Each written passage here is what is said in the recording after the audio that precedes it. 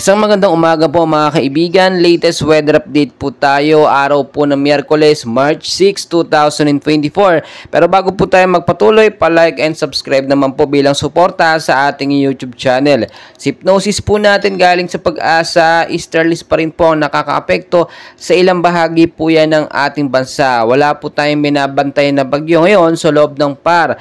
LPA wala rin po, pero may mga localized thunderstorm at easterlies po na minomonitor sa ating bansa. So ito po ang ating forecast weather condition na kung saan po apektado or posibleng makaranas ng pag-uulan ang ilang bahagi ng ating bansa. Narito po ang mga area, no? Sa Davao Region, Surigao del Sur, maulap po na panahon ng mararanasan sa hapon, pero asahan po natin na mainit po hanggang sa tanghali ang panahon. Dito naman po sa area ng Metro Manila, no, maulap din po na panahon ng mararanasan with isolated light rains and heavy rainfalls pagdating sa hapon, no? Pero sa umaga hanggang sa tanghali, asahan nyo po na masyadong mainit o napaka-init po ng panahon. Indikasyon yan na nasa El Nino period pa rin po tayo. Kaya naman kung titignan nyo pong mabuti, sa ilang bahagi po ng Metro Manila, pinag-iingat po tayo sa hapon.